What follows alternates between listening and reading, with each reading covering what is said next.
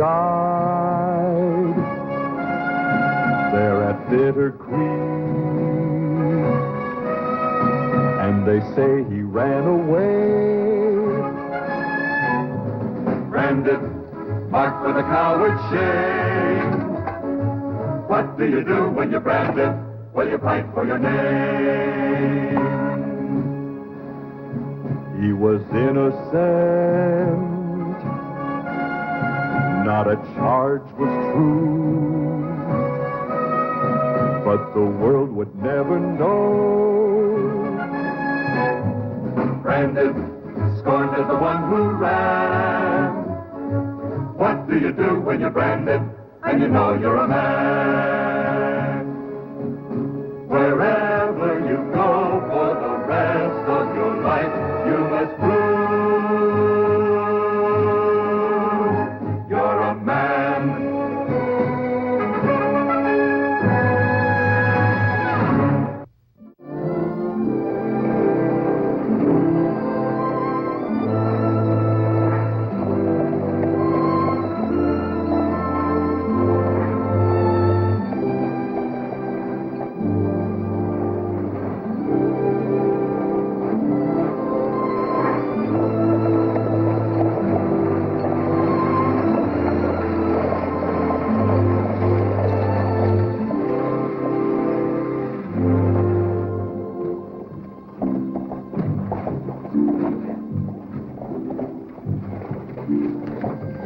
I'd like to check those bags here for the moment. Yes, ma'am. Thank you.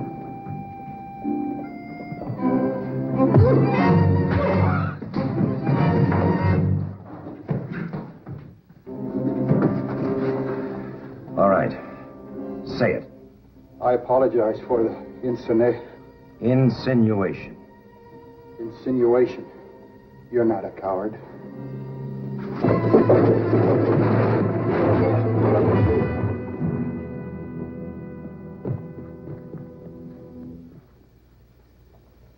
Jason?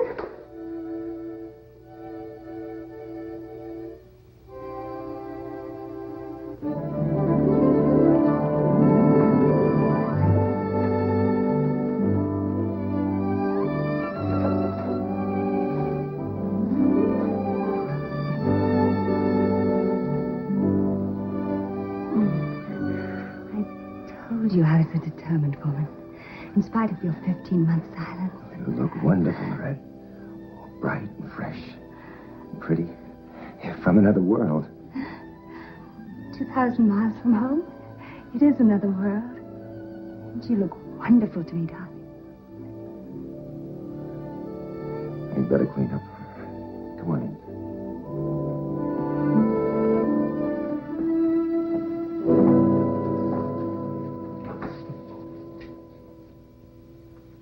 Taken a long time to find you. I keep on the move. Because of people like that man at the foot of the stairs. He had a friend killed at Bitter Creek. Sometimes I think half the country had friends or relatives who died there. Or so they say. Your picture isn't on wanted posters. Your face can't be that well known. There must be some place you could go for a new start. I can't seem to find it. At your court-martial, you said you were innocent. Every convicted criminal says that. Jason, you are innocent. But there are certain things I can't talk about. Things that involve a lot of people. I believe you, and it doesn't matter what anybody thinks or says. I wish it didn't matter. I'd like nothing better right now than to pick you up and head for the nearest minister. But it does matter. I can't ask you to share my kind of life. I just can't do it, Lorette. Father wants you to come back to Washington with me. The senator. Why? Oh, some government business concerning the territory. He thinks you can supply some important information to a congressional committee he's heading. What information? I don't know the details. But, darling, he believes in you. It's not a very popular attitude for a man who needs the support of voters. He needs you. And I need you.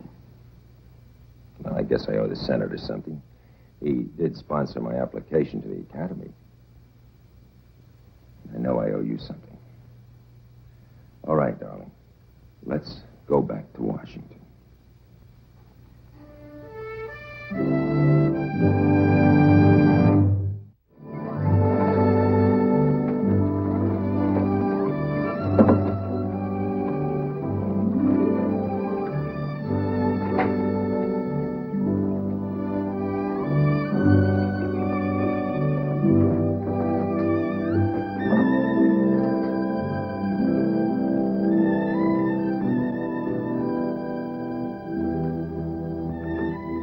Miss Lansing. Hello, Harris. Captain, Harris? I'll tell the senator that you've arrived. Thank you.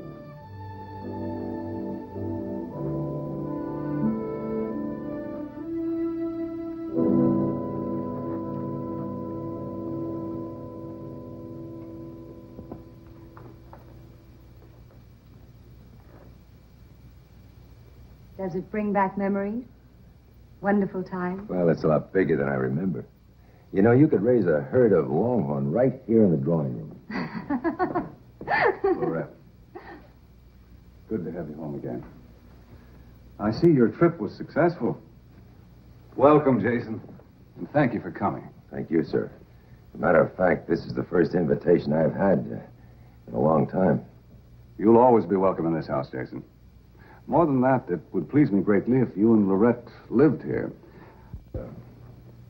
Lorette says you wanted to talk to me about some government business. I do. I'm entertaining here tonight. Some congressional colleagues and several men who have considerable influence at the White House. I'd like you to meet them and hear what they have to say about the matter. Will you join us? Well, that might be embarrassing, sir, to everybody. I can assure you it won't be. My opinion carries considerable weight hereabouts, and after all, one day soon I hope to welcome you into the family permanently. I'm sorry, sir. Of course, I'll be there. But an evening suit, I don't think I have the time to... Good. That gives me a perfect excuse not to wear one. Let the rest of them suffer. You and I will be comfortable. I'll be here, sir. But now I'd better make a call on the general. Will you tell Lorette that I'll see you tonight? I will. Give the general my best.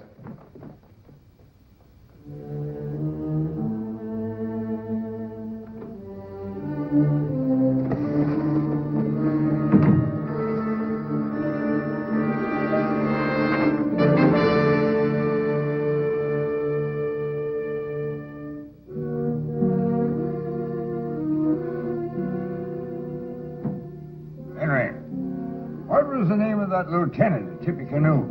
The one who charged his own flank. Henry. The name was Dawson, General. Thomas Dawson. Well, so you finally found time to get around to me, huh? I've seen our Army mules get around faster than that. It's good to see you, sir. You're looking fine. Good to see you, son. Looks like you wintered mighty poorly. I hope I'm not interrupting. No, writing my memoirs. They won't let a man do anything anymore. He's got to relive what he used to do. Some fool publisher offered to pay me for them. Oh, wonderful. I'd say that calls for brandy. Give it up. Oh, it's a shame. Looks like I might live to be 150. Gotta watch my organs. And to think I picked up a bottle of your favorite. Well, tell the truth, boy, I just gave up buying it. What in thunder did you do with that miserable reporter fella? Made him light into you that way. I refused to talk to him. Huh? What about? Bitter Creek.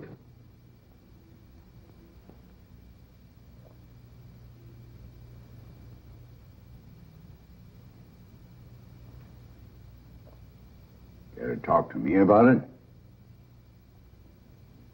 You must have read the transcript of the court-martial. Yes, I read it.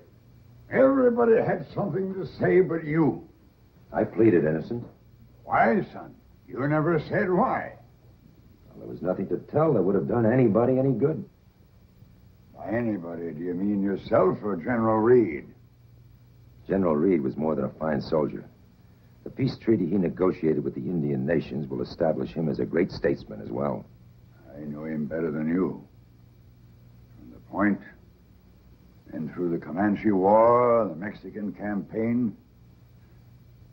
By the time of Bitter Creek, he was too old to command under that kind of pressure. He wrote me a couple of letters toward the end. There were some things in those letters that sounded, well, peculiar. Have you told anyone? No, but I want you to tell me. He should have been retired long before. It showed up only in small ways until Bitter Creek. Then he broke completely. That's a hard one to hear. He wasn't able to command, sir. I had to forcibly relieve him. That wasn't an act of cowardice. No, but something happened right after that. I was knocked unconscious. When I awoke 3 days later, I was being tended by a farmer, miles from the battle. He testified you walked into his place on two good legs. You seem perfectly rational. But maybe so. I can't recall anything for those 3 days. Maybe I did run. Why didn't you testify you had to take over command from General Reed? It might have helped. Helped who, sir? It certainly wouldn't have helped me. It would have only blackened the name and reputation of a fine old soldier. Or you blackened the name of McCord. I made a decision, General. It may have blackened the name of McCord, but it preserved the work of a great soldier and statesman. I stand by the decision. You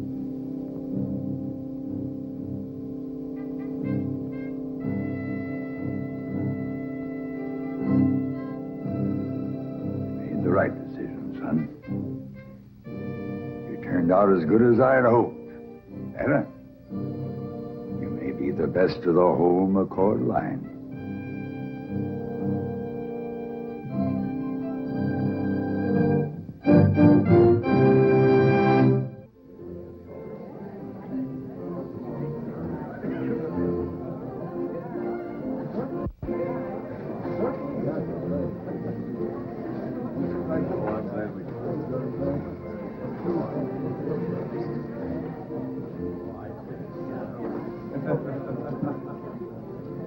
He's an old friend of yours, boy. Colonel Snow. Hello, McCord. I haven't seen you for a long time, sir. Not since the court-martial. Court-martial. Colonel Snow says he voted for you, boy. I'm grateful he was the only one. Jason, have you got a job here in Washington? Well, not at the moment, sir. I do have a couple of surveying prospects, but not here in Washington. Surveying, huh? Well, I just might have something that would interest you. I'll talk to you about it later. Well, whatever it is, sir, the answer is yes. General?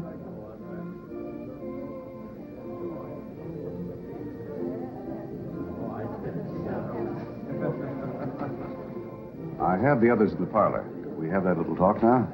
Of course, sir. Excuse me, General. I won't keep him very long.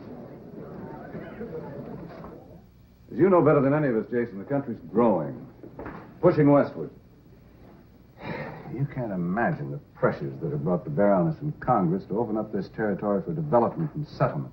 You're very familiar with that area, Mr. McCord. We need considered, intelligent, first-hand advice like yours.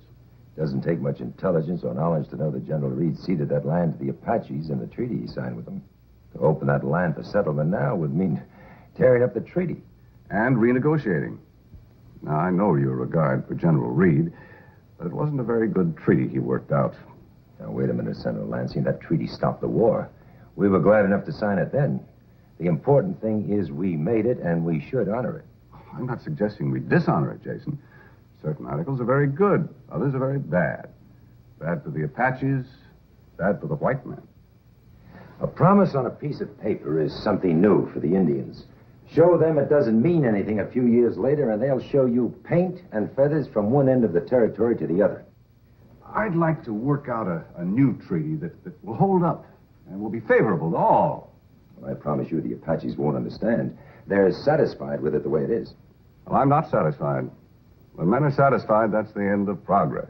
Is it progress when men break their word? Nobody will explain that to the Apaches. And I don't see how you can justify it to the nation either. There's one way that makes it automatic. Mandatory. Right, Senator Lansing? We've done a lot of digging, Jason. I'm sure you must have known or suspected that General Reed wasn't... Well, he was quite senile when he signed that treaty.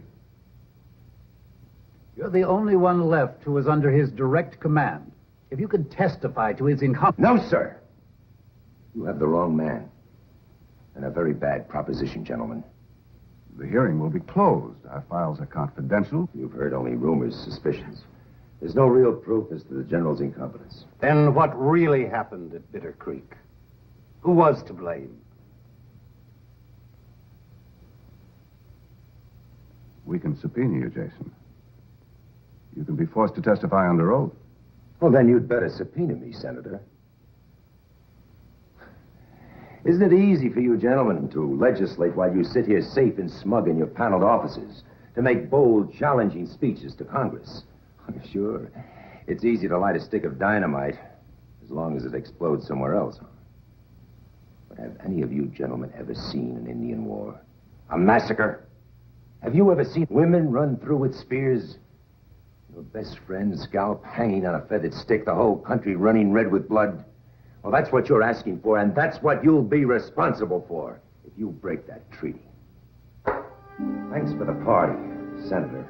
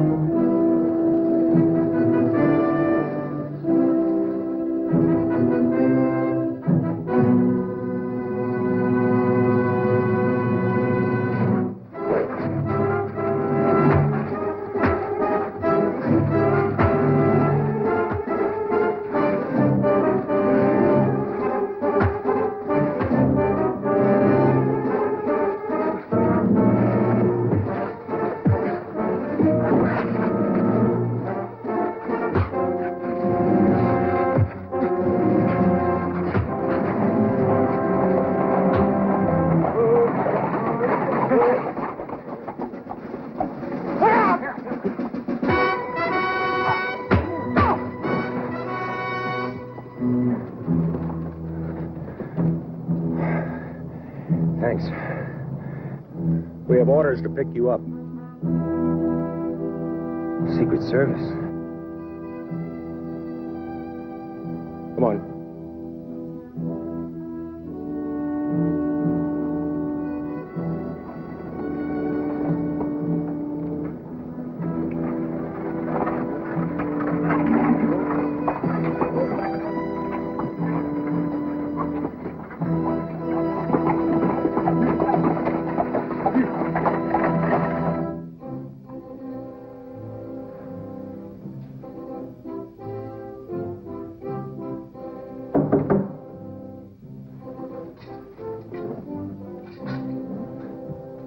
Thank you, gentlemen. That will be all. Come in, McCord.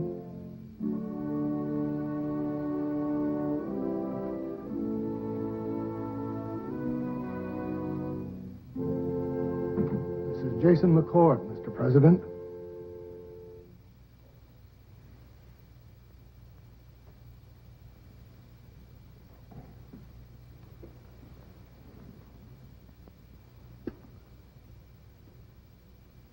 Still fighting the Battle of Bitter Creek, McCord?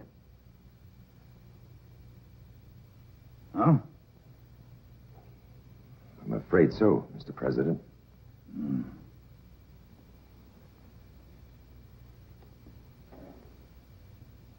Well, McCord, they say a lot of things about you. Some good, mostly bad. But then there's diverse opinion about my fitness as a president, too.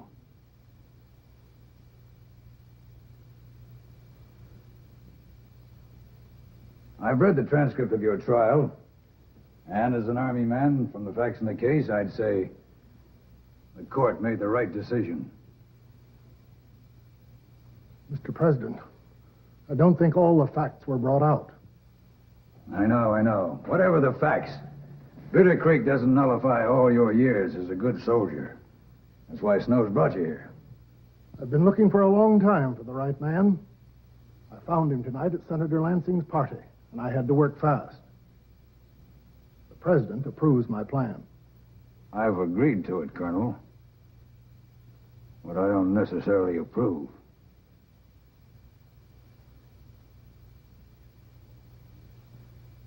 What is it you want me to do, Mr. President?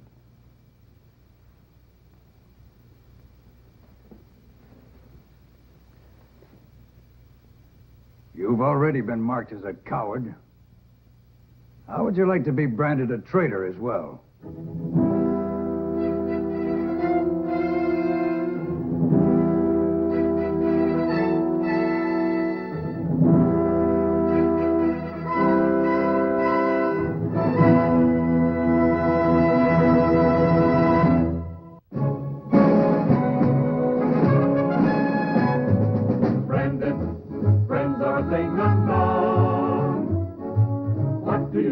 When you're branded, where you go on alone. Of his General Reed and the men who died, he can never speak the truth. Branded, that's not the way to die. What do you do when you're branded?